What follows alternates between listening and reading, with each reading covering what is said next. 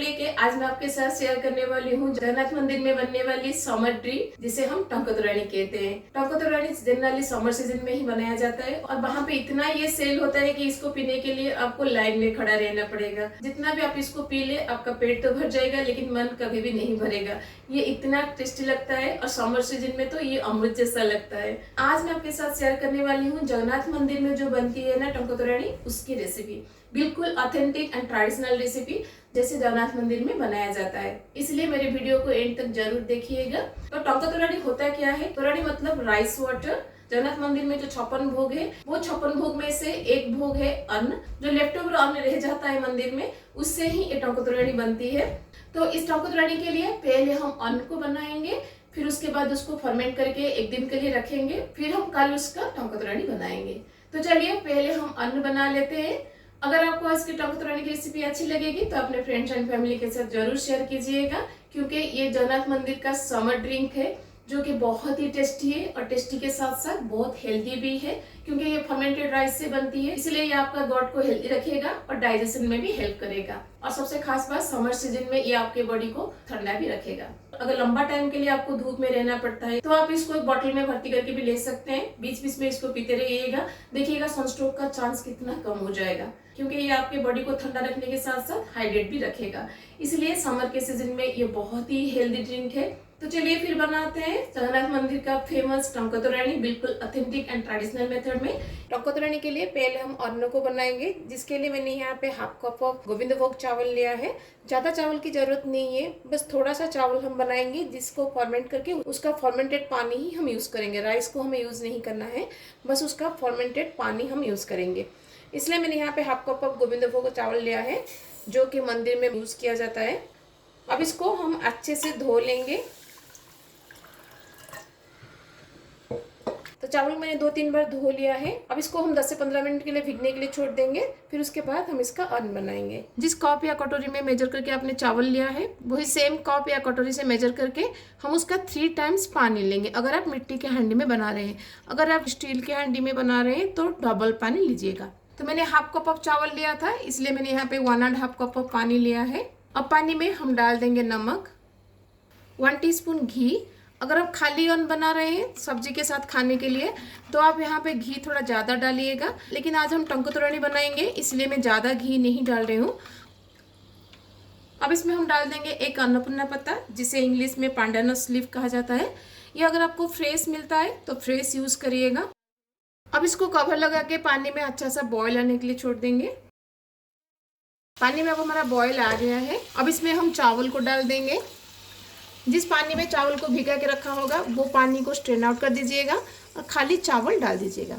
वैसे तो जगन्नाथ मंदिर में जो भी महाप्रसाद बनती है उसमें स्पैचुला यूज़ नहीं होता है, लेकिन हम घर पर बना रहे हैं तो इसलिए मैं यूज़ कर रही हूँ। यहाँ पे लो टू मीडियम फ्लेम पर इसको कवर लगा के हम 10 मिनट के लिए कुक करेंगे। चावल को लो टू मीडियम फ्लेम पर पकाते हुए 10 मिनट हो गया है। चावल हमारा 2/3 कुक हो गया है। इस स्टेज पर हम इसमें डाल देंगे मौसमी जूस। अगर आप लेमन जूस डालें तो इस स्टेज पर ही डालिएगा, उससे पहले मत डालिएगा, नहीं तो चावल अच्छे से कुक नहीं हो पाएगा। और उसके साथ हम इसमें डाल देंगे थोड़ा सा हींग का पानी। हींग को पानी में मिक्स करके डालिएगा, ज़्यादा हींग मत डालिएगा। अगर आप खाली अन्न बना के खाते हैं तो थोड़ा हींग ज़्यादा डाल सकते हैं, लेकिन हम टंकतोरानी के लिए बना रहे हैं इसलिए मैंने पिंच ऑफ हींग को पानी में मिक्स करके डाला है। अब इसको कवर लगा के और 5 से 7 मिनट के लिए हम बैठाएंगे, ताकि चावल हमारा अच्छे से कुक हो जाए। चावल को लो टू मीडियम फ्लेम पर पकाते हुए 5 से 7 मिनट हो गया है। अब देख सकते हैं चावल हमारा कम्प्लीटली कुक हो गया है। अब हम गैस को बंद कर देंगे। चावल पक जाने के बाद इमीडिएटली इसको फर्मेंटेशन हम नहीं करेंगे, इसको हम ठंडा होने के लिए छोड़ देंगे। जब ये कम्प्लीटली ठंडा हो जाएगा फिर उसके बाद हम इसको फर्मेंट करेंगे। अगर गर्म राइस में इमीडिएटली फर्मेंटेशन के लिए पानी डालेंगे ना तो चावल ना दाना दाना हो जाएगा और सॉफ्ट नहीं बनेगा, इसलिए इसको ठंडा होने के लिए छोड़ देंगे। जब ये कम्प्लीटली ठंडा हो जाएगा फिर उसके बाद हम इसको फर्मेंट करेंगे।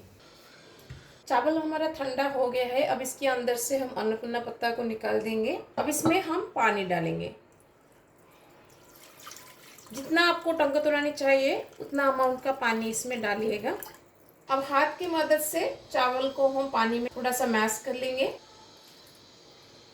अब चावल में हम डाल देंगे एक लेमन का जूस।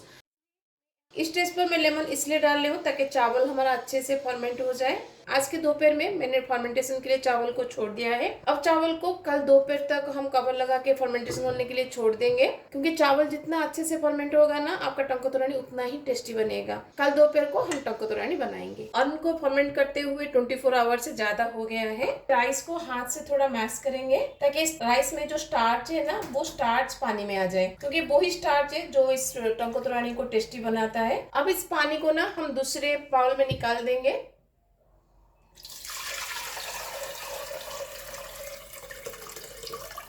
अब इसमें मैं और थोड़ा सा पानी ऐड कर रही हूँ।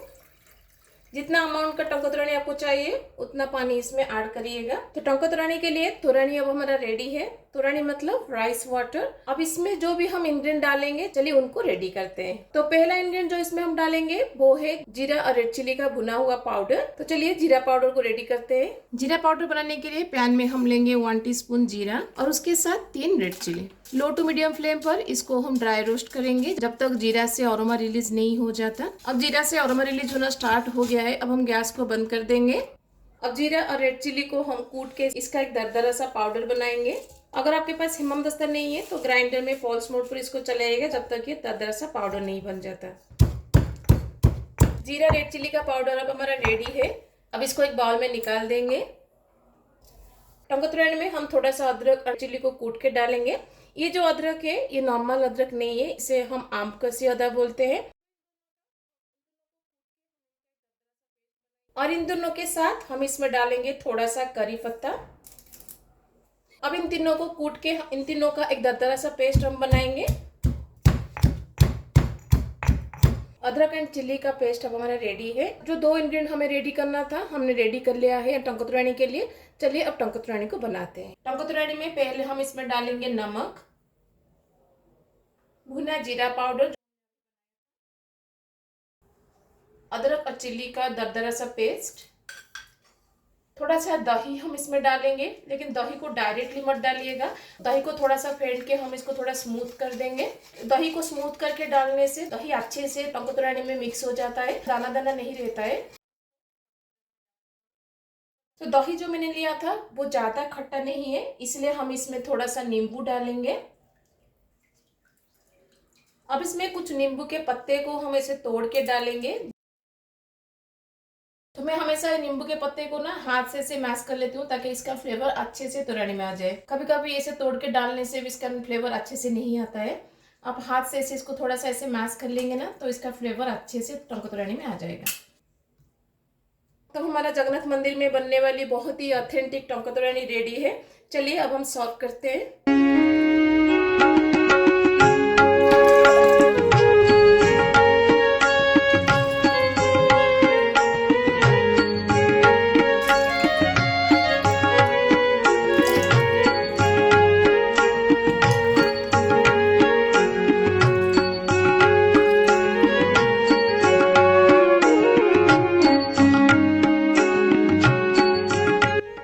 बिल्कुल ऑथेंटिक एंड ट्रेडिशनल जगन्नाथ मंदिर का टंको तोरानी रेडी है।